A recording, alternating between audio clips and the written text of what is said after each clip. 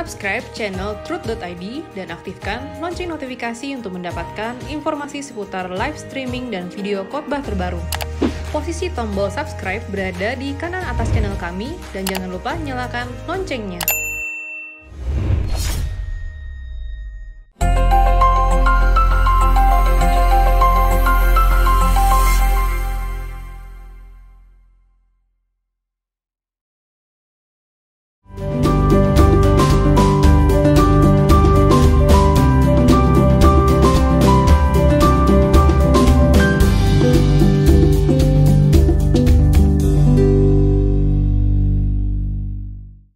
Saudaraku, ada dua umat pilihan, ya. Ada dua umat pilihan. Yang pertama, umat pilihan secara jasmani. Umat pilihan berdasarkan darah dan daging. Artinya keturunan Abraham. Ya, berdasarkan keturunan. Ini bangsa Israel, saudaraku. Bangsa Israel. Ini umat perjanjian lama.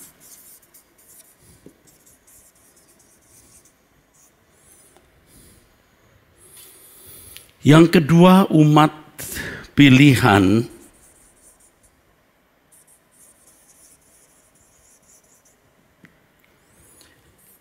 perjanjian baru.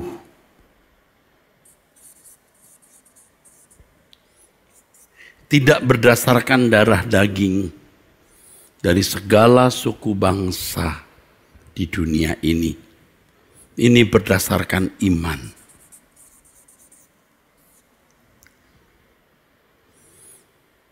Ini segala bangsa.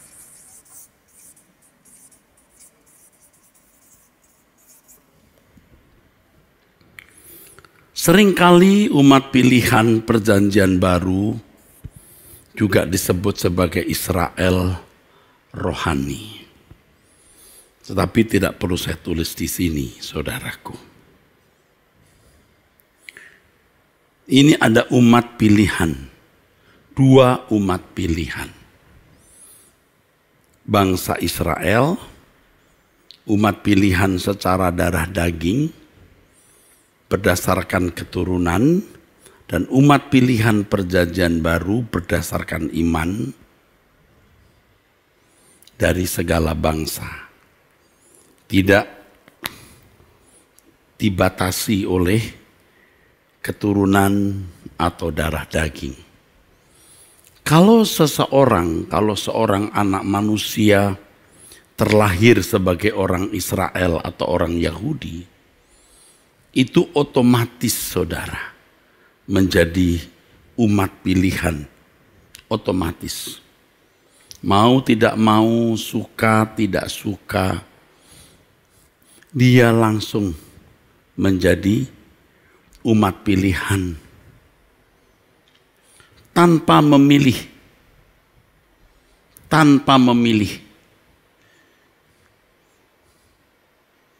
Ya, jadi orang-orang yang otomatis sudah berstatus sebagai umat pilihan tanpa memilih. Berbeda dengan umat pilihan perjanjian baru yang berdasarkan iman. Harus memilih. Harus memilih. Tetapi selama ini kita melihat kenyataan, saudaraku. Orang Kristen atau sebagian orang Kristen, termasuk saya dulu, karena terlahir sebagai anak manusia dalam keluarga Kristen, otomatis menjadi Kristen. Dan tidak pernah saya tahu waktu itu. Dan hari ini juga mungkin banyak orang tidak tahu. Mereka menjadi Kristen tanpa memilih. Dan itu dianggapnya sebagai sah. Dianggapnya sebagai sah. Pokoknya terlahir dari keluarga Kristen, menjadi orang Kristen yang mengaku Yesus sebagai Tuhan dan Juru Selamat, saudaraku, otomatis menjadi umat pilihan. Nah, ini yang menjadi masalah. Yang lebih malangnya lagi, mereka merasa sudah pasti masuk surga. Jadi terlahir sebagai orang Kristen, pasti secara otomatis juga mengakui status Yesus sebagai Tuhan dan Juru Selamat, saudaraku. Lalu otomatis menjadi umat pilihan, dan malangnya lagi merasa berhak menyandang anak-anak Allah dan boleh meyakini kalau mati masuk surga tanpa memilih. Kalau bangsa Israel tanpa memilih, tidak masalah. Karena mereka memang menjadi umat pilihan berdasarkan darah dan daging. Tetapi kita berdasarkan iman. Iman itu bertindak. Iman itu menuntut seseorang mengambil tindakan. Iman itu menuntut seseorang memilih. Saudara, betapa banyak orang Kristen yang sebenarnya tidak akan pernah terpilih, tidak akan pernah menjadi anggota keluarga kerajaan Allah, tidak pernah dimuliakan bersama dengan Yesus, karena mereka tidak pernah memiliki iman.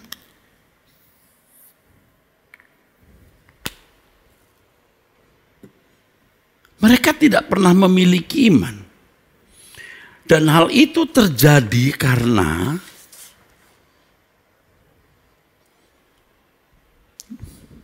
diajarkan kepada banyak orang Kristen bahwa asal mereka mengakui Yesus sebagai Tuhan dan Juru Selamat, artinya mengakui status Yesus sebagai Tuhan dan Juru Selamat, maka otomatis mereka menjadi umat pilihan yang terpilih, sah sebagai anak-anak Allah, dan mati masuk surga. Yang membedakan orang Kristen dengan orang non-Kristen hanya ini, saudara. Orang Kristen mengakui status Yesus sebagai Tuhan dan Juru Selamat, sedangkan orang non-Kristen tidak mengakui itu. Dan orang-orang Kristen yang merasa mengakui Yesus sebagai Tuhan dan Juru Selamat, merasa memiliki nilai lebih. Ia merasa mendukung keberadaan Yesus sebagai Tuhan dan Juru Selamat. Dan hal itu dianggap sudah mensahkan mereka menjadi umat pilihan yang pasti terpilih masuk surga. Iman itu tidak bisa diturunkan, saudaraku. Artinya iman itu tidak bisa otomatis dimiliki. Iman itu menuntut keputusan pilihan individu yang karenanya harus bertindak. Kalau umat perjanjian lama, ya, bangsa Israel menjadi umat pilihan itu secara otomatis berdasarkan darah dan daging, saudaraku. Itu otomatis tanpa memilih. Tetapi kalau iman itu tidak bisa diturunkan secara otomatis. Memang orang tua harus memberikan pusaka untuk anak-anaknya.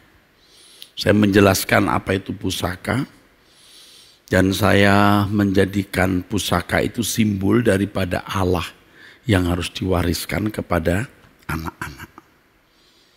Orang tua harus memiliki Allah, baru bisa mewariskan atau memberikan Tuhan kepada anaknya. Walaupun itu juga tidak mutlak, saudara. Orang tua harus memiliki Allah dulu baru bisa mewariskan kepada anak. Apa itu memiliki Allah?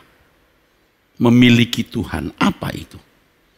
Seseorang tidak bisa memiliki Tuhan tanpa memiliki karakternya. Jadi orang tua harus memiliki karakter Tuhan, karakter Yesus maksudnya, baru bisa menularkan itu kepada anak-anaknya. Yang kedua, orang yang memiliki Tuhan ya, adalah orang yang hidup di dalam damai sejahtera, sukacita di dalam Tuhan. Ia tidak boleh melandaskan suasana sukacitanya itu pada dunia. Orang yang melandaskan sukacita jiwanya atau suasana sukacita jiwanya dari dunia tidak mungkin dimiliki oleh Allah dan tidak mungkin memiliki Allah. Tidak mungkin, saudaraku. Jadi suasana sukacita damai sejahtera Allah harus melingkupi kehidupan seseorang, ya. Baru dia bisa menularkan, mengimpartasikan kepada anak-anak.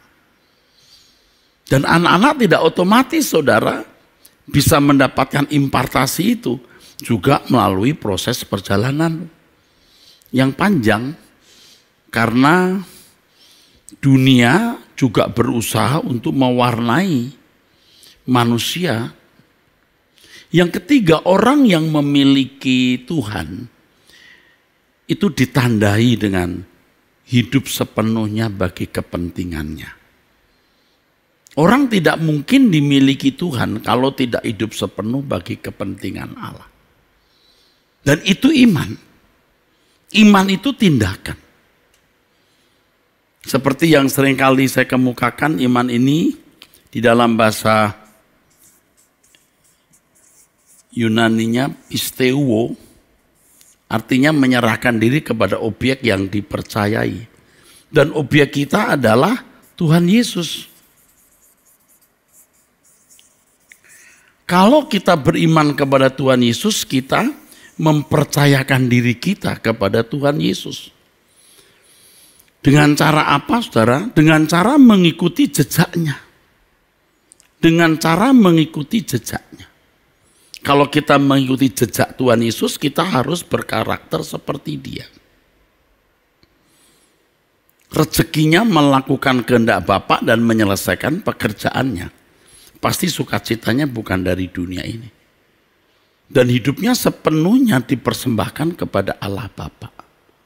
Kepentingannya itu hanya Allah Bapa, saudara.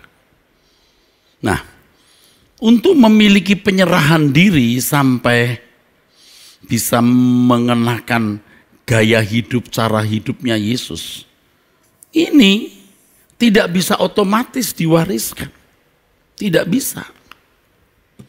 Nah, kalau warisan itu hanya berupa status Kristen, pergi ke gereja, dan bermoral baik sebagaimana orang-orang Kristen lainnya, itu belumlah menjamin seseorang menjadi umat pilihan yang benar-benar terpilih.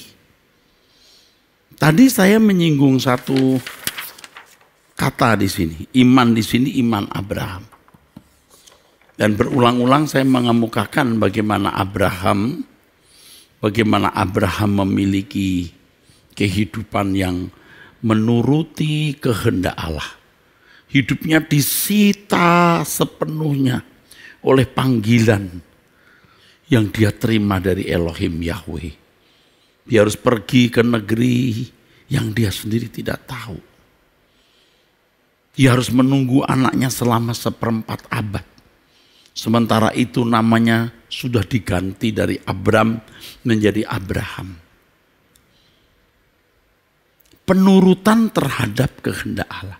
Hidupnya disita.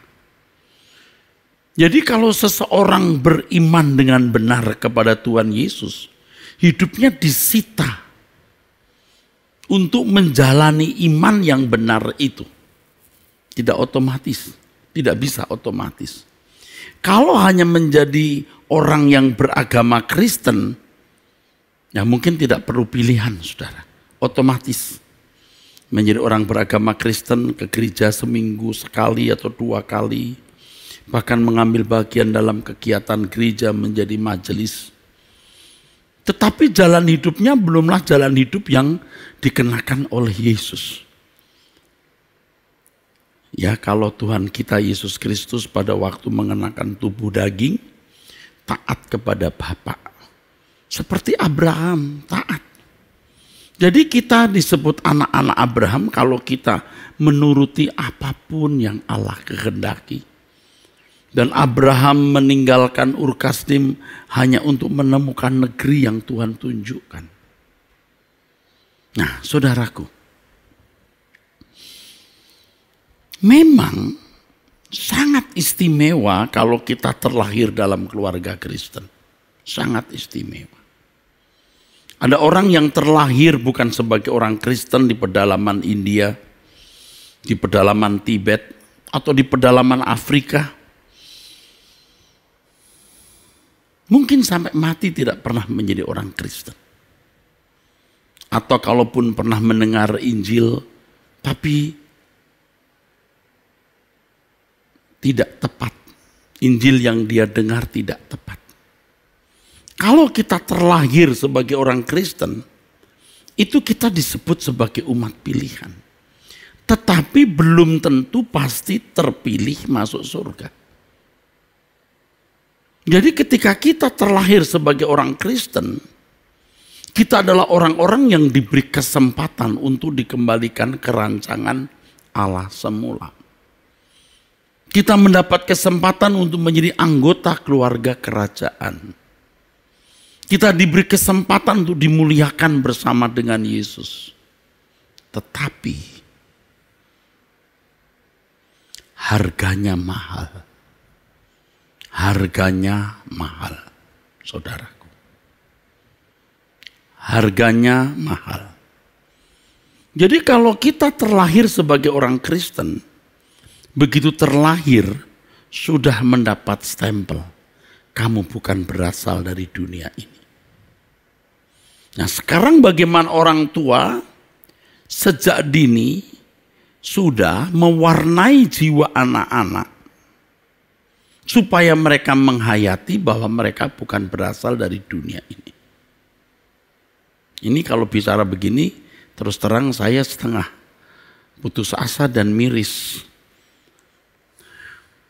Karena anak-anak milenial ini sudah tidak mengenal hal ini sama sekali. Jangankan anak-anak, orang tuanya pun juga tidak mengenal sama sekali. Begitu terlahir, saudaraku, sudah menjadi umat pilihan perjanjian baru. Bukan berdasarkan garis keturunan, tetapi berdasarkan iman. Maka terlahir sebagai orang Kristen langsung berhutang. Roma 8. Berhutang. Bukan untuk hidup menurut roh. Maaf, bukan menurut daging, tapi hidup menurut roh. Sudah terlahir sebagai orang yang bukan berasal dari dunia, berhutang untuk hidup menurut roh, bukan menurut daging. Begitu terlahir, sudah menjadi umat pilihan yang harus melandaskan hidupnya didasarkan iman. Jadi betapa besar tanggung jawab orang tua untuk memperkenalkan iman kepada anak-anak. Dan anak-anak harus memilih. Ini tidak bisa otomatis, nak. Kalau orang Yahudi tidak perlu memilih otomatis dari orang Yahudi. Status sebagai orang Yahudi yang diakui sebagai umat pilihan itu melekat Dan mereka harus hidup dengan pola dan gaya hidup orang Yahudi. Tidak usah memilih karena itu otomatis bisa dilakukan atau dikenakan. Tetapi kalau hidup sebagai umat pilihan perjanjian baru, nah ini perjuangan.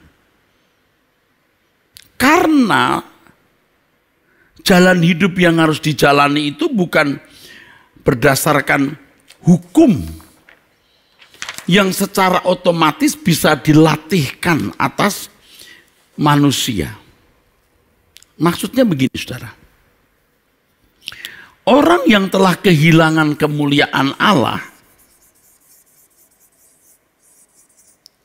orang yang telah kehilangan kemuliaan Allah,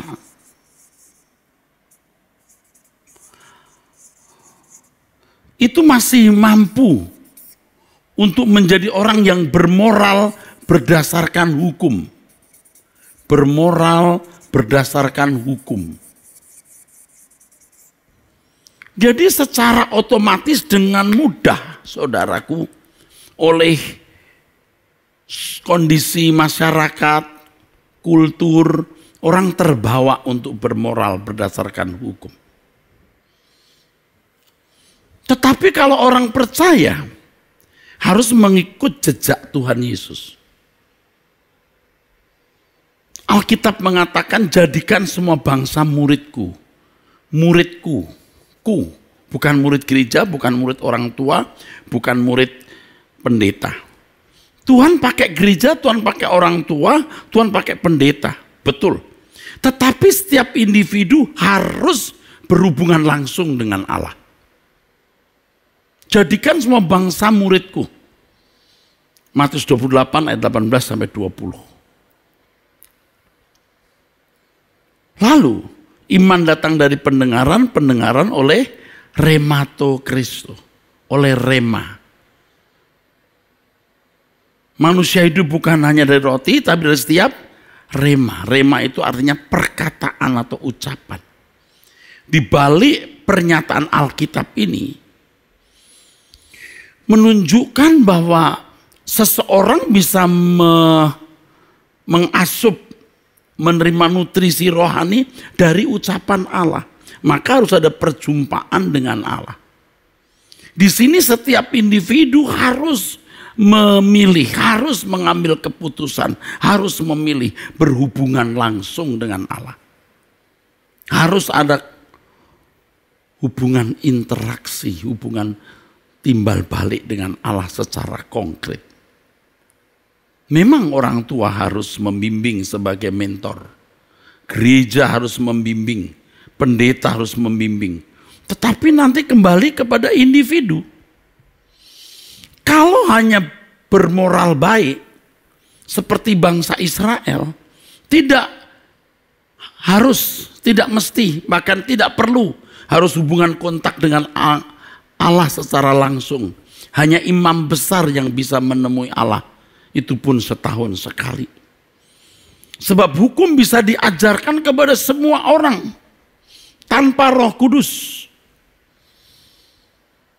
Tetapi untuk dikembalikan ke rancangan Allah semula, sesuai dengan maksud dan keselamatan yang Allah berikan, itu harus campur tangan Allah langsung kepada masing-masing individu. Jadi kalau orang tuanya saja tidak bersentuhan dengan Allah, tidak kebayang jadi apa anak-anaknya, saudaraku.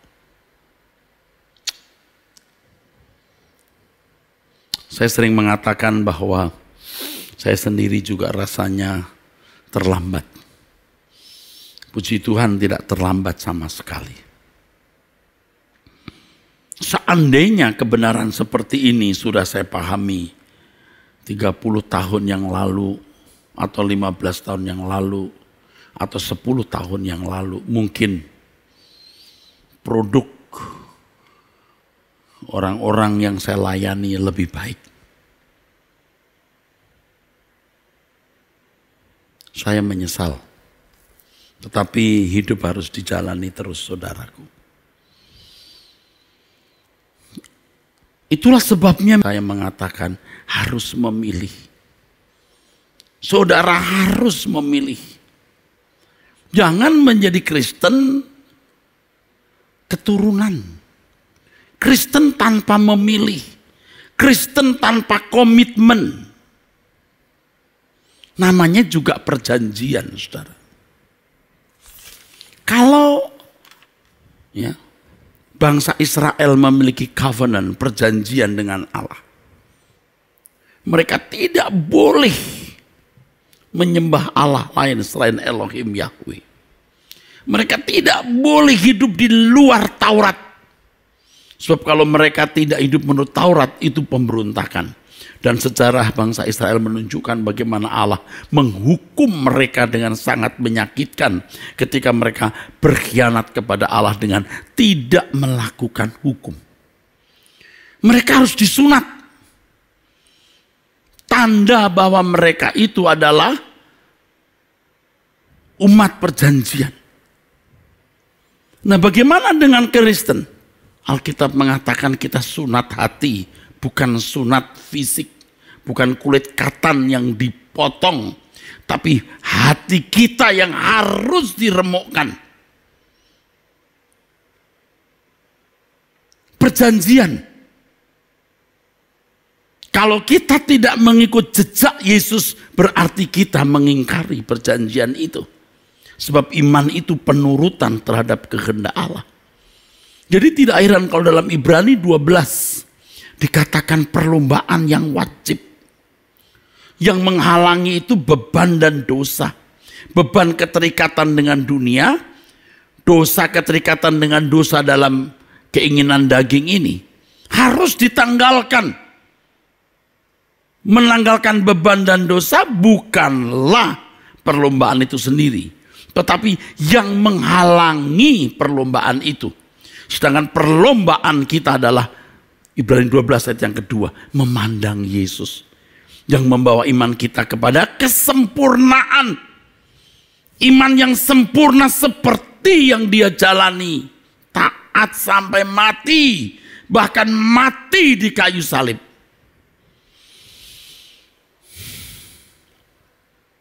Harus memilih. Kalau orang tua tidak memilih, maksud saya orang tua Kristen tidak memilih, bagaimana dengan anak-anaknya? Pasti tidak memilih. Puji Tuhan kalau anak-anak bisa ketemu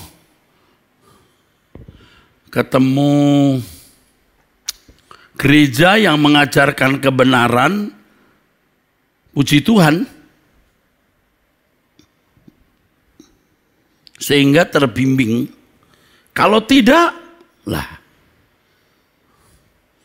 anak-anak dibawa kemana?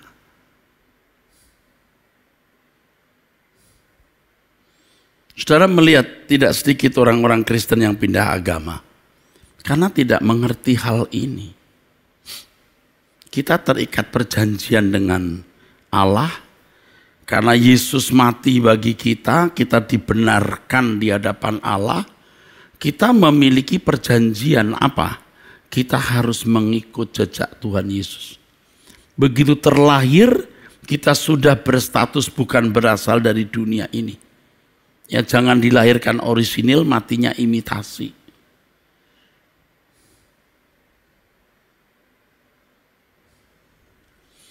Nanti satu hari saya akan berkhotbah mengenai nama yang terhapus. Allah tidak menghendaki seorang pun binasa. Tetapi kalau orang tidak taat, nama bisa dihapus. Mestinya saudara itu menjadi orang-orang yang akan masuk menjadi anggota keluarga kerajaan surga.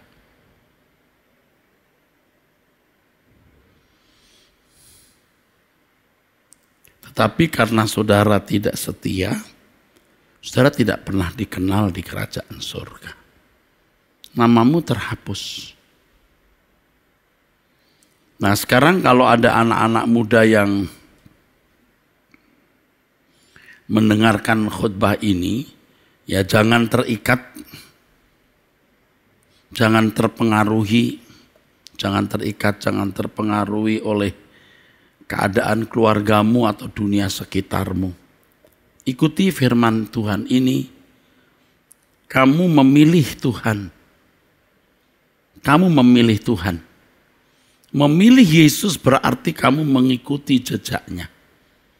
Ya, kamu orang-orang muda, Om Eras akan ajarin kamu. Kamu dengar khotbah-khotbah Om Eras di YouTube ya. Saya bimbing kamu ya. Aku memilihmu Tuhan. Kau segalanya bagiku. Ku mengenakan hidupmu dalam setiap langkahku. Diriku telah kau beli dengan darah yang suci. Hidupku yang sekarang ini bukannya aku lagi. Standar hidup kekristenan sudah sangat jauh merosot. Kekristenan menjadi agama semata-mata. Banyak orang Kristen yang diparkir di parkiran yang salah. Banyak orang Kristen merasa sudah memilih Tuhan padahal tidak pernah dia memilih Tuhan. Dia menjadi Kristen karena keturunan, bukan karena memilih. Kalau mau memilih sungguh-sungguh harus menemui Tuhan secara pribadi untuk dimuridkan. Harus memiliki hubungan dengan Allah untuk dibentuk. Allah sebagai Bapa lalu kita anak-anaknya. Aku memilihmu Tuhan, Kau segalanya bagiku. Ku mengenakan hidupmu dalam setiap langkahku. Diriku telah kau beli dengan darah yang suci. Hidupku yang sekarang ini bukannya aku lagi. Indahnya gemerlap dunia dan kemegahannya. Rela ku tinggalkan dan aku lepaskan, tak ku ingini lagi. Kini mataku memandang Tuhan Yesus kan datang. Langit dan bumi yang baru, kerinduan hatiku. Jadi saya pernah melewati tahun-tahun di mana saya tidak mendidik anak-anak saya dengan baik. Karena saya belum memiliki pengertian sedalam ini dan belum memiliki tekad dan komitmen sebersih seutuh hari ini. Tentu sekarang juga saya belum sempurna.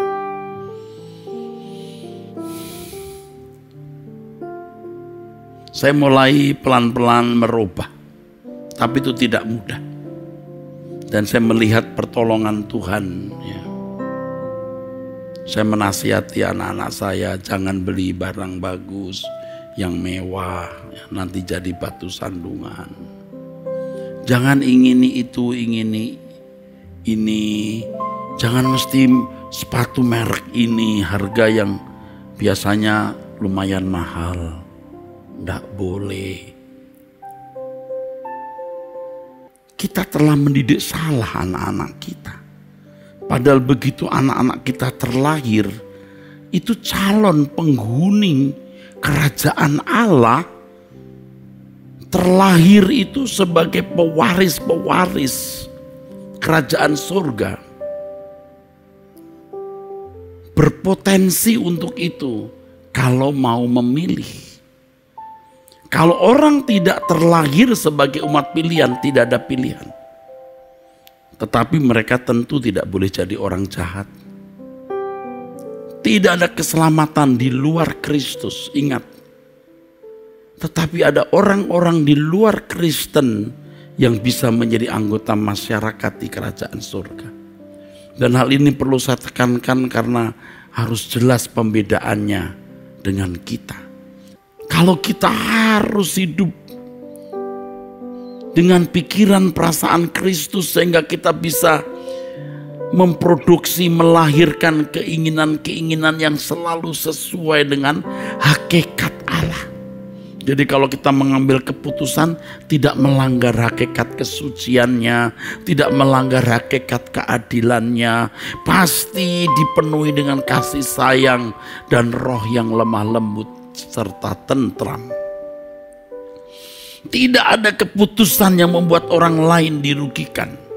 Kalau orang merasa dirugikan ya bisa saja. Tidak ada niat untuk merugikan orang, saudaraku.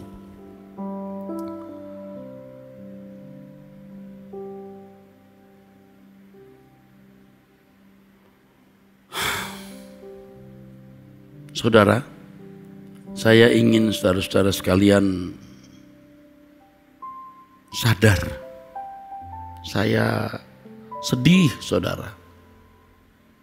Setelah saya mengerti kebenaran ini, saya sedih, saudaraku. Karena saya dari kecil Kristen. Saya melihat banyak orang-orang Kristen keturunan yang nanti akan binasa. Akan binasa, saudaraku. Dia merasa sudah jadi Kristen.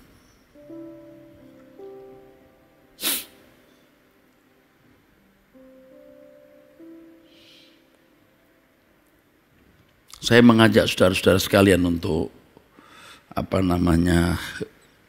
sadar dan bertobat ya, saudaraku. Sadar dan bertobat, saudaraku. Saya bahagia kalau bisa menyampaikan firman Tuhan ini dan saudara bisa diubahkan. Ya, saya bersyukur. Saya berharap saudara mengerti apa yang saya katakan. Karena saya dari kecil Kristen, saudara. Dan kalau sampai saya tidak diubah Tuhan, biarpun saya pendeta, ini tidak berlebihan. Saya masuk neraka, saudara. Saya pasti masuk neraka. Kalau saya tidak diubahkan, saya bisa masuk neraka, saudara. Walaupun saya pendeta, tidak sulit menjadi Kristen, tidak sulit. Kalau terlahir sebagai orang Kristen, tidak sulit jadi orang beragama Kristen. Lalu setelah menjadi orang Kristen, aktif di gereja menjadi majelis, juga tidak sulit. Bahkan kemudian masuk sekolah tinggi teologi, masuk seminari menjadi pendeta, bergelar sarjana teologi atau magister teologi atau doktor teologi, juga tidak sulit. Lalu disahkan oleh sinode menjadi pendeta, menjadi gembala sidang, ditaruh di sebuah jemaat. Karena pendetanya sudah emeritus atau sudah pensiun, lalu taruh menjadi pendeta, nggak sulit. Atau menjadi dosen sekolah tinggi teologi, nggak sulit. Tetapi kalau mau mengiring Yesus, itu pilihan, bukan mengalir. Mengalir jadi Kristen, mengalir jadi majelis, mengalir jadi ketua majelis. Ada yang mengalir jadi pendeta, lulus SMA, studi di seminari atau sekolah tinggi teologi. Dan kita tidak bisa menyangkal sekolah teologi sinode menjadi semacam rezim yang menciptakan sebuah mekanisme dan skema kekristenan yang mati.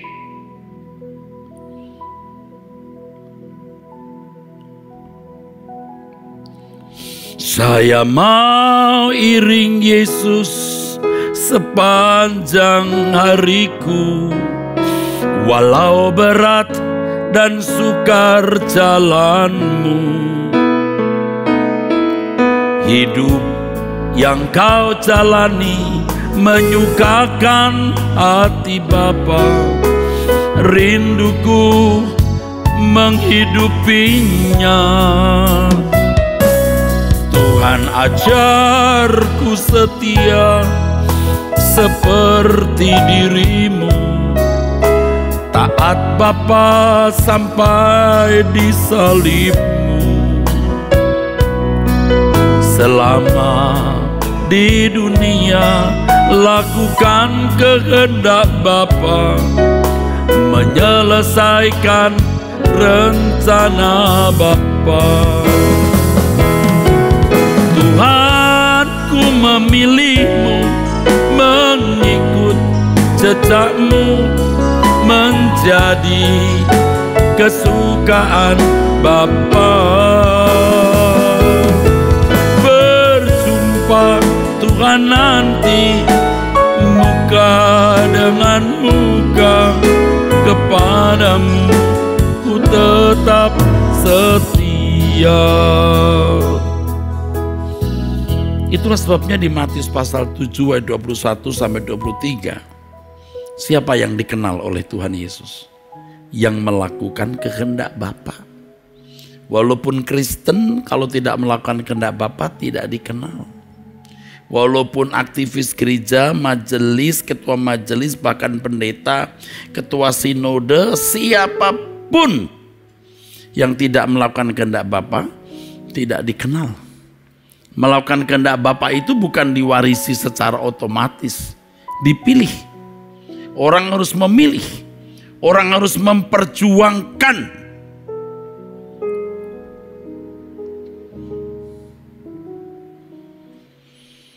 Coba saudara, betapa miris ini. Menjadi Kristen itu begitu mudah, asal terlahir sebagai orang Kristen. Lulus SMA melihat pendeta begitu agung, masuk sekolah teologi begitu mudah. Menjadi seorang sarjana teologi, lalu menjadi penginjil di satu gereja, lalu menjadi vikaris, lalu menjadi pendeta. Begitu mudah. Karena cakap berbicara, cakap berdebat, pintar berorganisasi, bisa jadi ketua sinode. Begitu mudah. Tetapi yang penting, yang inti dalam kekristenan malah tidak diabaikan, malah tidak diperhatikan, diabaikan, dilupakan. Bagaimana kita menghidupi Yesus, hidup Yesus di dalam hidup kita.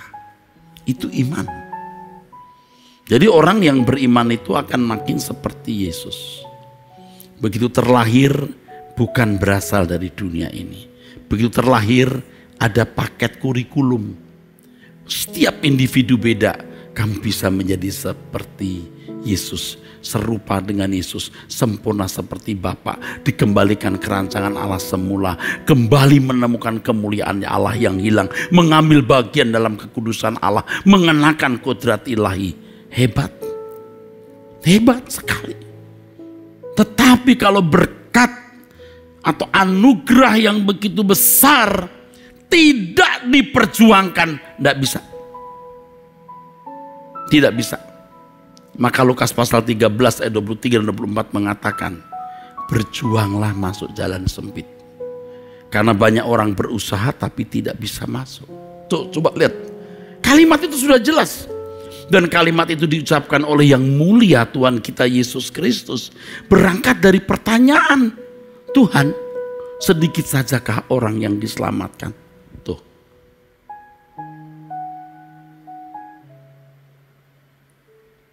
Jadi kita terlahir sebagai orang Kristen itu luar biasa. Atau mungkin saudara menjadi Kristen karena memiliki pasangan hidup, ya tidak apa-apa. Tetapi, tetapinya, pilihlah, berjuanglah. Kalau sampai saudara menjadi orang Kristen itu tidak kebetulan, saudaraku.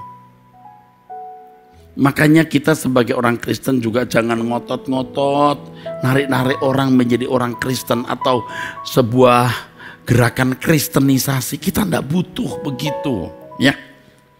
Untuk apa orang pindah agama Kristen tetapi tidak memiliki kualitas hidup sebagai umat pilihan? Jangan-jangan pola berpikirnya, skema berpikirnya dalam agama yang lama dibawa ke dalam hidup Kristennya.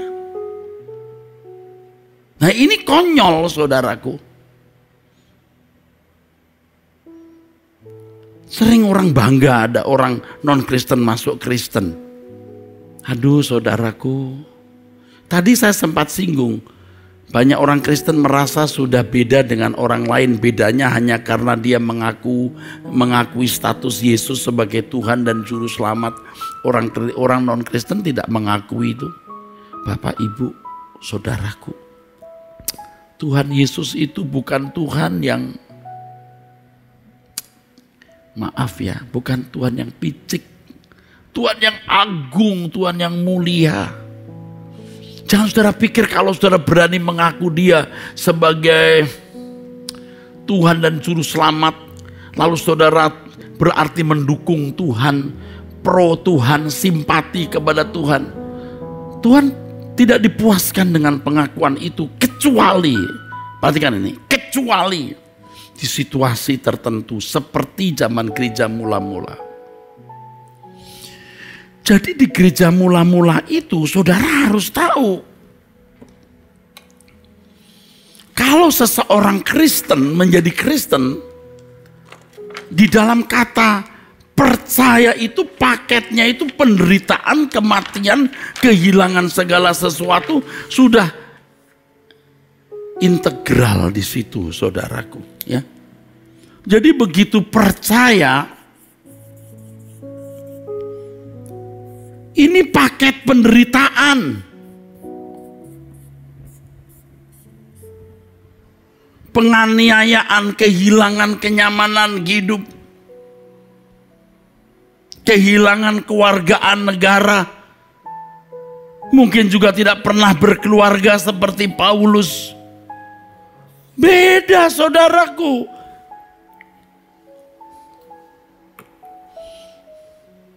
Nah, banyak orang Kristen yang berpikir dengan mewarisi agama Kristen, dia mewarisi iman.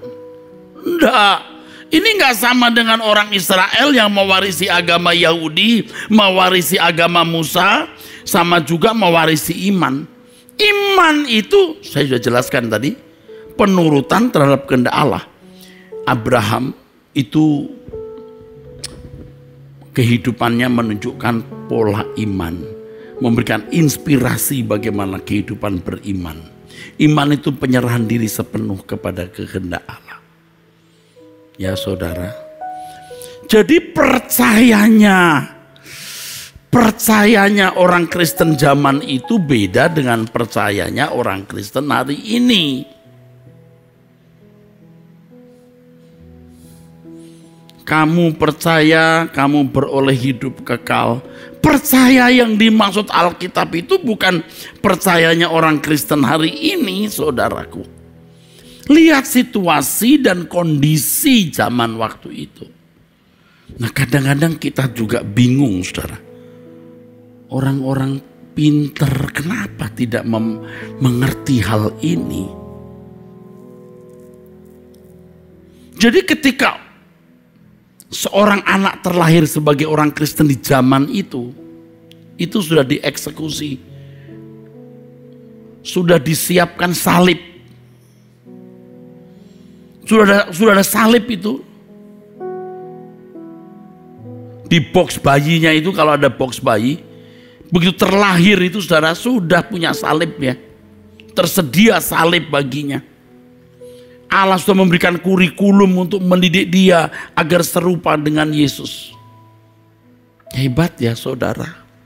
Makanya orang tua harus menjadi mentor, mengarahkan anak untuk mengalami proses keberimanan itu atau mewarisi iman itu. Nah, kalau Alkitab berkata bahwa kita harus mewariskan iman, Seperti ya yang Paulus tulis itu. Untuk anak rohaninya Timotius yang mewarisi iman orang tuanya. Itu bukan otomatis. Karena melihat hidup orang tuanya terbimbing ya. Mendapat mentoring saudaraku. Yang akhirnya setiap individu harus berhubungan dengan Allah. Jadi iman itu bukan secara spektakuler dan mistis dan adikodrati lalu ditaruh Allah di hati seseorang. Enggak. Harus ditumbuh kembangkan. Maka dikatakan itulah perlombaan yang wajib. Yang lain tidak wajib. Yang lain tidak wajib. Bahkan saudaraku, ini mungkin dianggap lebay ya.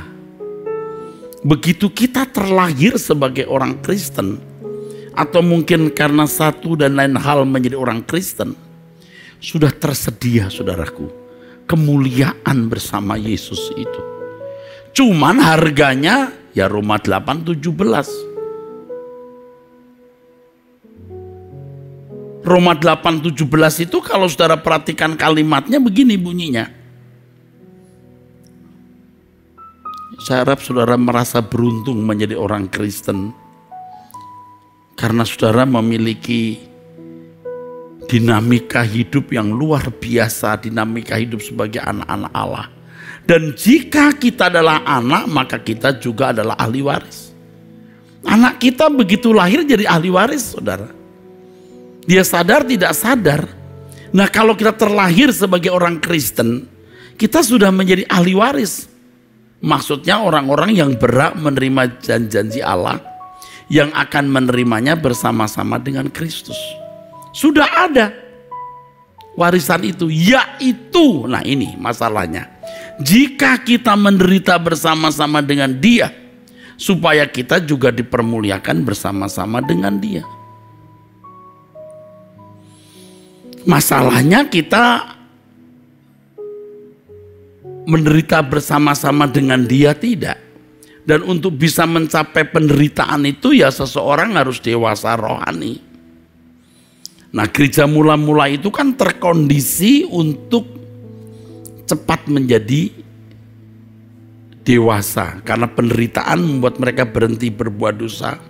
Dengan keadaan seorang yang berhenti berbuat dosa, maka efektif bagi pekerjaan Allah.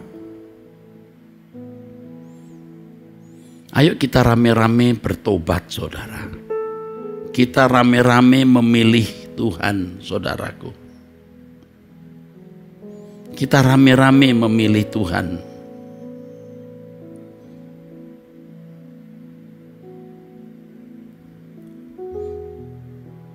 Saudara jangan berkata, Pak,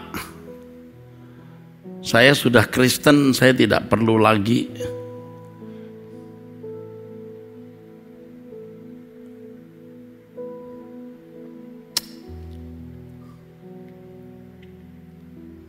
Anda harus memilih saudaraku.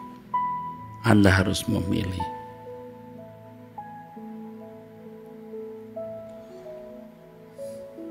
Seperti yang tadi saya katakan, kalau sampai saya tidak memilih, aduh saya ikut binasa saudaraku.